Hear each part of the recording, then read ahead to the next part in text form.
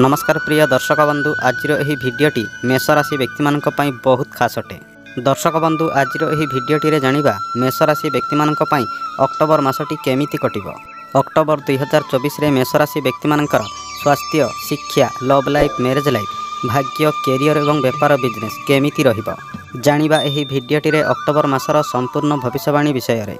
मेष राशि व्यक्ति माने दया करी ए वीडियो को थोड़े शेष पर्यंत निश्चय देखंतु।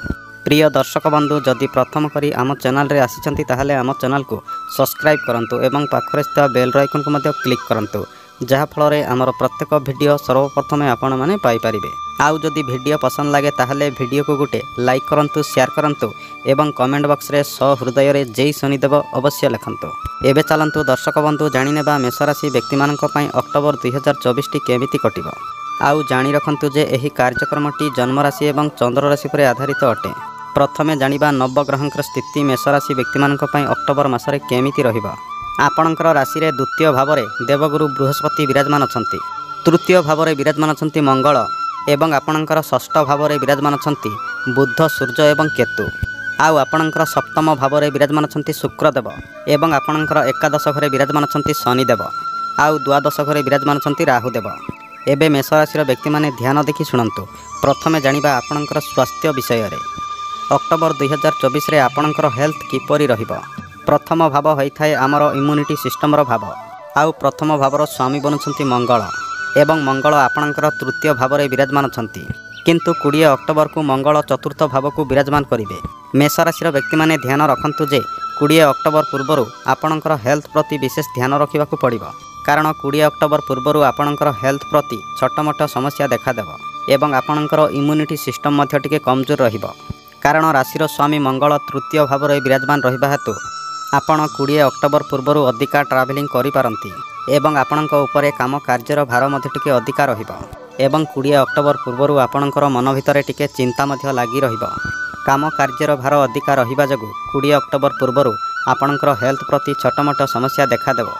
सेतिपय 20 अक्टोबर पूर्वरु मेष राशि व्यक्ति माने आपणकर हेल्थ प्रति टिके ध्यान रखंतु, किंतु 20 अक्टोबर पर आपणकर हेल्थ पूरा मास पर्यंत बहुत भल रहिबो, कारण राशि स्वामी मंगल केंद्र रे विराजमान करिवे।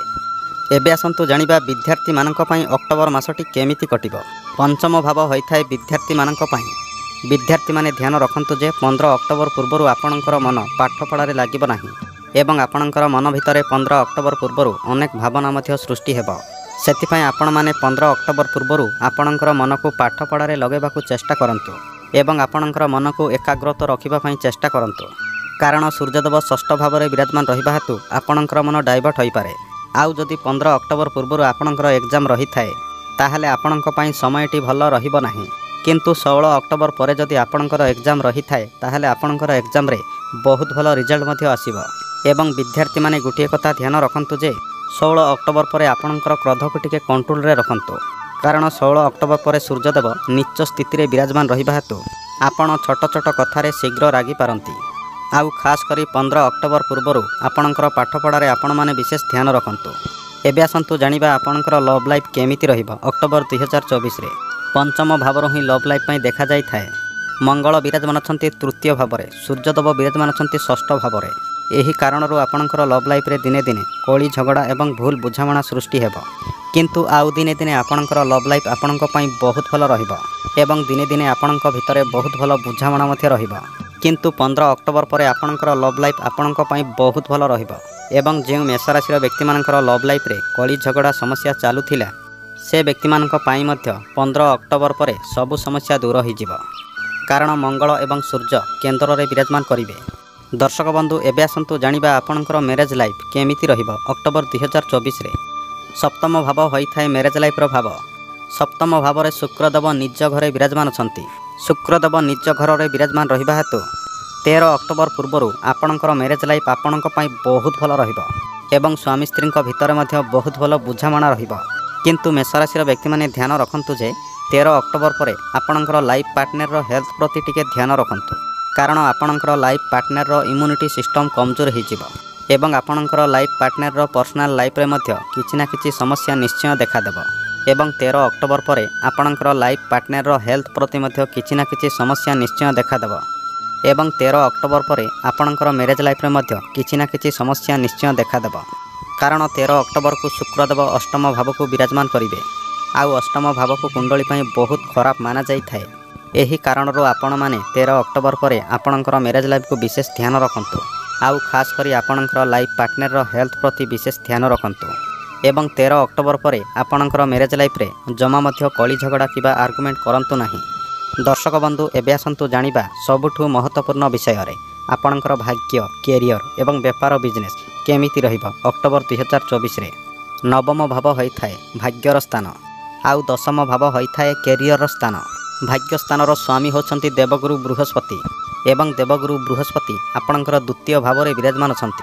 ଭାଗ୍ୟ ସ୍ଥାନର ସ୍ୱାମୀ ଦେବଗୁରୁ ବୃହସ୍ପତି ବହୁତ ଭଲ ସ୍ଥିତିରେ ବିରାଜମାନ ଅଛନ୍ତି ଏବଂ ଦଶମ ଘରକୁ ଦୃଷ୍ଟି ଦେଉଛନ୍ତି।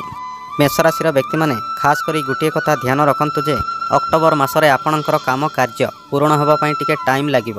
କାରଣ ଭାଗ୍ୟର ସ୍ୱାମୀ ଗୁରୁଙ୍କର ଦୃଷ୍ଟି ଦୁଇଟି ତୀର୍କ ଭାବରେ ପଡ଼ିବ।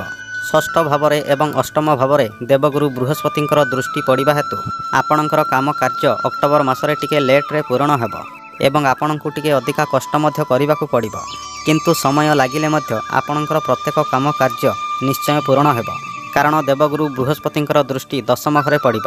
ଆଉ ଯଦି ଆପଣମାନେ କୌଣସି ଜାଗାରେ ଧନ ଇନଭେଷ୍ଟମେଣ୍ଟ କରିବାକୁ ଚାହୁଁଥିଲେ 17 ଅକ୍ଟୋବର ପରେ ଆପଣମାନେ କରିପାରିବେ। କିନ୍ତୁ ତା ପୂର୍ବରୁ ଆପଣମାନେ କୌଣସି ବି ବଡ଼ ଡିସିସନ୍ ନିଅନ୍ତୁ ନାହିଁ। ଏବଂ ଯେଉଁ ବ୍ୟକ୍ତିମାନେ କୌଣସି ବି ନୂଆ ଜିନିଷ କିଣିବାକୁ ଚାହୁଁଥିଲେ 17 ଅକ୍ଟୋବର ପରେ କିଣନ୍ତୁ, ଆପଣଙ୍କ ପାଇଁ ବହୁତ ଭଲ ରହିବ। କିନ୍ତୁ 17 ଅକ୍ଟୋବର ପୂର୍ବରୁ ଆପଣମାନେ କୌଣସି ଜାଗାରେ ଧନ ଇନଭେଷ୍ଟମେଣ୍ଟ କରନ୍ତୁ ନାହିଁ କିମ୍ବା କୌଣସି ଜିନିଷପତ୍ର ମଧ୍ୟ କିଣନ୍ତୁ ନାହିଁ। ନହେଲେ ଆପଣମାନଙ୍କୁ ବହୁତ କ୍ଷତି ସହିବାକୁ ପଡ଼ିବ। କାରଣ 17 ଅକ୍ଟୋବର ପୂର୍ବରୁ ସୂର୍ଯ୍ୟଦେବଙ୍କର ସ୍ଥିତି ବହୁତ କମଜୋର ରହିବ। ସେଥିପାଇଁ ମେଷ ରାଶିର ବ୍ୟକ୍ତିମାନେ ଭାଗ୍ୟ ସହ ଜଡ଼ିତ ଯେକୌଣସି କାର୍ଯ୍ୟ ମଧ୍ୟ କରିବାକୁ ଚାହୁଁଥିଲେ 17 ଅକ୍ଟୋବର ପରେ ଆପଣମାନେ କରିପାରିବେ। ଏବେ ଆସନ୍ତୁ ଜାଣିବା ଆପଣଙ୍କର କ୍ୟାରିୟର ବିଷୟରେ।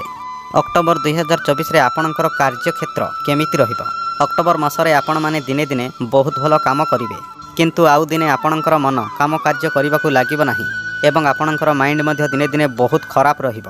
ଆଉ ତା ସହିତ ଆପଣଙ୍କର ମନ ଭିତରେ ଅନେକ ଭାବନା ମଧ୍ୟ ସୃଷ୍ଟି ହେବ। କାରଣ ଶନିଦେବ ବକ୍ରୀ ସ୍ଥିତିରେ ବିରାଜମାନ ରହିବେ ଏବଂ ଆପଣମାନେ ଦିନେ ଦିନେ ଡବଲ ମାଇଣ୍ଡରେ ମଧ୍ୟ ରହିବେ। ଆଉ ତା ସହିତ ଆପଣଙ୍କର ମନ ଭିତରେ ଅନେକ ଭାବନା ମଧ୍ୟ ସୃଷ୍ଟି ହେବ ଏବଂ ଅକ୍ଟୋବର ମାସରେ ଆପଣଙ୍କର କାମ କାର୍ଯ୍ୟକୁ ନେଇ ଏବଂ ଭବିଷ୍ୟତ କଥାକୁ ଭାବି ଦିନେ ଦିନେ ଆପଣମାନେ ବହୁତ ଚିନ୍ତାରେ ପଡ଼ି ରହିବେ। ଆଉ ତା ସହିତ ଆପଣମାନେ ଦିନେ ଦିନେ କାମ କାର୍ଯ୍ୟ କରିବାରେ ମଧ୍ୟ ଟିକେ ଅଳସୁଆମୀ ରହିବେ। କାରଣ ଶନିଦେବ ବକ୍ରୀ ସ୍ଥିତିରେ ବିରାଜମାନ ରହିବା ହେତୁ ଅକ୍ଟୋବର ମାସରେ ଆପଣଙ୍କର ଜୀବନରେ ଏସବୁ ଘଟଣା ନିଶ୍ଚୟ ଘଟିବ। କିନ୍ତୁ ଶନିଦେବ ନିଜ ରାଶିରେ ବିରାଜମାନ ରହିବା ହେତୁ ଆପଣଙ୍କର ପ୍ରତ୍ୟେକ କାମ କାର୍ଯ୍ୟ ନିଶ୍ଚୟ ପୂରଣ ହେବ। କିନ୍ତୁ ଗୋଟିଏ କଥା ଧ୍ୟାନ ରଖନ୍ତୁ, ଆପଣଙ୍କର ଅଳସୁଆମୀ ଟିକେ ଦୂର କରିବା ପାଇଁ ଚେଷ୍ଟା କରନ୍ତୁ। ଏବଂ ଶନିଦେବଙ୍କର ଦୃଷ୍ଟି ଆପଣଙ୍କର ପ୍ରଥମ ଭାବରେ ପଡ଼ିବା ହେତୁ ଆପଣଙ୍କର ଭିତରେ ଟିକେ ଜିଦ୍ଦି ମଧ୍ୟ ରହିବ। ସେଥିପାଇଁ ଆପଣମାନେ ଆପଣଙ୍କର ଜିଦ୍ଦିକୁ ମଧ୍ୟ ଟିକେ କଣ୍ଟ୍ରୋଲ କରିବା ପାଇଁ ଚେଷ୍ଟା କରନ୍ତୁ। ଏବେ ଆସନ୍ତୁ ଜାଣିବା ଆପଣଙ୍କର ବେପାର ବିଜନେସ୍ ଅକ୍ଟୋବର 2024ରେ କେମିତି ରହିବ। ଆପଣଙ୍କର ବେପାର ବିଜନେସ୍ର କଥା କହିବାକୁ ଗଲେ 15 ଅକ୍ଟୋବର ପୂର୍ବରୁ ଆପଣଙ୍କର ବେପାର ବିଜନେସ୍ ଆପଣଙ୍କ ପାଇଁ ବହୁତ ଭଲ ରହିବ। କିନ୍ତୁ ଧ୍ୟାନ ରଖନ୍ତୁ ଯେ 15 ଅକ୍ଟୋବର ପରେ ଆପଣଙ୍କର ବେପାର ବିଜନେସ୍ରେ ଟିକେ ଅଧିକା ଖର୍ଚ୍ଚ ହେବ। ଆଉ ତା ସହିତ ଆପଣଙ୍କର ବେପାର ବିଜନେସ୍ରେ 15 ଅକ୍ଟୋବର ପରେ କିଛି ନା କିଛି ସମସ୍ୟା ଲାଗି ରହିବ। ସେଥିପାଇଁ ଆପଣମାନେ ଆପଣଙ୍କର ବେପାର ବିଜନେସ୍ରେ କୌଣସି ବି ଡିସିସନ୍ ନେବାକୁ ଚାହୁଁଥିଲେ 15 ଅକ୍ଟୋବର ପୂର୍ବରୁ ନିଅନ୍ତୁ, ଆପଣଙ୍କ ପାଇଁ ବହୁତ ଭଲ ରହିବ। ଆପଣଙ୍କ ପାଇଁ ପ୍ରତିକାର ହେଲା ପ୍ରତ୍ୟେକ ଦିନ ମଙ୍ଗଳଙ୍କର ବୀଜମନ୍ତ୍ର 108 ଥର ଜପ କରନ୍ତୁ ଏବଂ ପ୍ରତ୍ୟେକ ଦିନ ସୂର୍ଯ୍ୟଦେବଙ୍କୁ ଜଳ ଚଢ଼ାନ୍ତୁ। ଦର୍ଶକ ବନ୍ଧୁ, ଏଥିଲା ମେଷ ରାଶିର ଅକ୍ଟୋବର 2024 ମାସିକ ରାଶିଫଳ ସମ୍ପୂର୍ଣ୍ଣ ଭବିଷ୍ୟବାଣୀ। ଯଦି ଆପଣମାନଙ୍କୁ ଏ ଭିଡ଼ିଓଟି ପସନ୍ଦ ଲାଗିଥାଏ ତାହେଲେ ଭିଡ଼ିଓକୁ ଲାଇକ୍ ଏବଂ ସେୟାର କରନ୍ତୁ। ଧନ୍ୟବାଦ।